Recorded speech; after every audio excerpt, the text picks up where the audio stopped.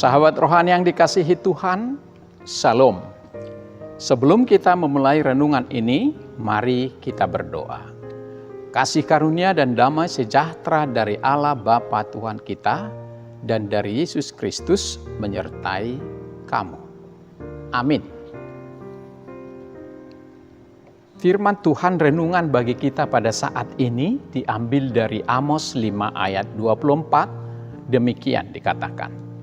Tetapi biarlah keadilan bergulung-gulung seperti air dan kebenaran seperti sungai yang selalu mengalir. Indah sekali firman ini dan topik yang kita ambil ibadah palsu versus keadilan dan kebenaran. Sahabat rohani yang dikasihi Tuhan Yesus Kristus, dalam nas kita Allah melalui Nabi Amos menegur ibadah bangsa Israel. Mengapa ditegur? Karena mereka menyukai ibadah yang ritual dan palsu daripada ibadah yang benar. Di dalam pelaksanaan ibadah, mereka sangat kusuk serta berapi-api seakan-akan mereka sangat mencintai Tuhan dan menyampaikan kurban-kurban persembahan yang mahal. Tetapi di balik semua ibadah itu, mereka selalu melakukan dosa dan menindas orang-orang kecil dan lemah.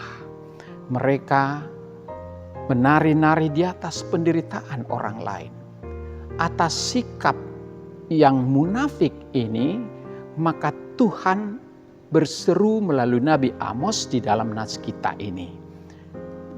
Biarlah keadilan bergulung-gulung seperti air di antara kamu dan kebenaran seperti sungai yang selalu mengalir. Sahabat rohani yang dikasihi Tuhan, apakah kita juga orang yang demikian? Kita datang kepada Tuhan, memohon berkat-berkat-Nya, berlutut di hadapan-Nya, menangis berlinangan air mata, meminta Tuhan menyelesaikan persoalan hidup kita. Tetapi di balik itu semua, kita menyimpan amarah, menyimpan dendam, membenci, berlaku curang, dan bersikap tidak adil, dan kita lari dari masalah. Selama ini, ibadah kita, kalau demikian halnya, itu adalah ibadah yang palsu. Hari ini, Amos memberikan seruan keras agar umat Tuhan di segala zaman lebih mengutamakan keadilan sosial dan kebenaran moral di dalam kehidupan sehari-hari, memperlakukan orang dengan cinta kasih dan kebaikan, bukan sekedar beragama dengan ritual yang munafik dan pura-pura, supaya keadilan deras mengalir dari hidup kita dan di dunia ini tanpa henti-hentinya. Sahabat rohani yang dikasihi Tuhan, pada bulan Februari 1846, penulis Perancis Victor Hugo ketika sedang dalam perjalanan untuk bekerja, ia melihat sesuatu yang sangat mempengaruhinya. Seorang pemuda yang kurus dengan sepotong roti di tangannya sedang dibawa oleh polisi. Ia mungkin ditangkap karena mencuri agar bisa memberi makan saudara-saudaranya. Dia mengenakan pakaian yang berlumpur, tangan dan kakinya diikat dengan kain yang berdarah. Lalu Hugo berpikir, pria itu bukan lagi seorang pria di mataku, tetapi hantu yang miskin. Kisah memilukan ini menginspirasi kita dan membuat tulisan dalam sebuah novel dalam film Les Miserables. Dengan karakter seorang pria yang berjuang selama 19 tahun menghadapi hukuman karena mencuri sepotong roti. Jadi ini difilmkan. Sahabat rohani yang dikasihi Tuhan Yesus, sangat miris laporan dari Oxfam menunjukkan kesenjangan ekonomi yang ekstrim, di mana 1% orang terkaya ternyata menguasai lebih dari 50% kekayaan dunia. Hal ini mengindikasikan bahwa sebagian kecil kelompok elit ternyata memiliki harta lebih banyak daripada seluruh penduduk dunia. Dan data ini menyoroti ledakan kesenjangan yang meningkatkan resiko perlambatan usaha dalam mengentaskan kemiskinan serta keadilan global. Sehingga keadilan dan kebenaran di dunia yang seperti ini adalah sesuatu harga yang sangat mahal.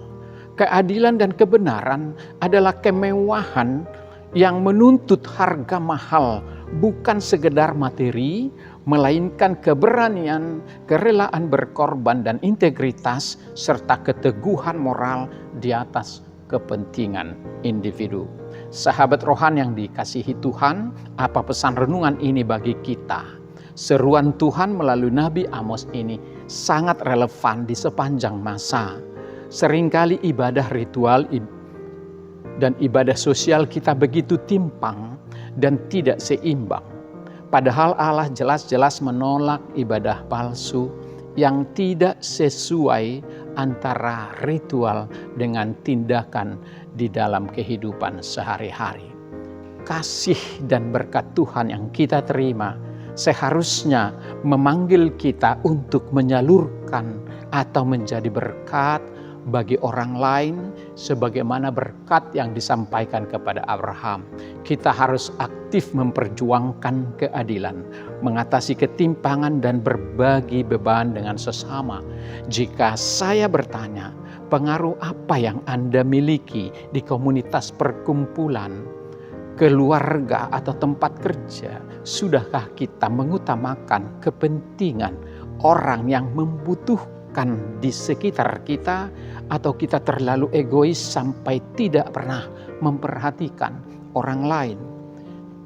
Bergereja dan beribadah itu adalah percuma kalau kita tidak menjadi garam dan terang di tengah dunia ini. Bapak Gereja Agustinus berkata, kasih itu memiliki tangan untuk mengangkat sesama. Kasih itu memiliki kaki untuk menolong yang membutuhkan. Kasih itu memiliki mata untuk melihat kesengsaraan dan ketidakadilan. Dan kasih memiliki telinga untuk mendengarkan keluhan dan kesedihan orang lain. Iman yang berdampak langsung bagi sekitar kita adalah bentuk ibadah yang benar-benar sejati yang diterima dari Tuhan. Oleh karena itu, lakukanlah ibadahmu dan beribadahlah sesuai dengan perilakumu. Tuhan memberkati kita. Amin. Mari kita berdoa. Terima kasih Tuhan atas sapaan firman-Mu hari ini. Biarlah kami orang-orang yang sejujurnya menjadi pelaku-pelaku keadilan dan kebenaran.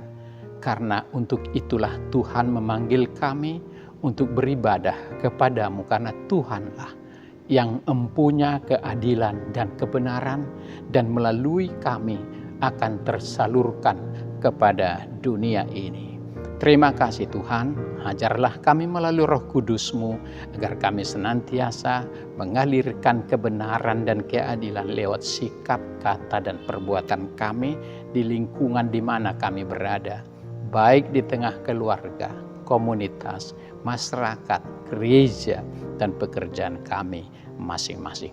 Terima kasih Tuhan, berkati kami hari ini bersama anak-anak kami, lindungi dan jagai kami dalam beraktivitas, dan jadilah kami pelaku keadilan dan kebenaran, agar ternyata kami anak-anak Tuhan yang sesungguhnya. Dalam nama Tuhan Yesus kami berdoa dan mengucap syukur. Amin.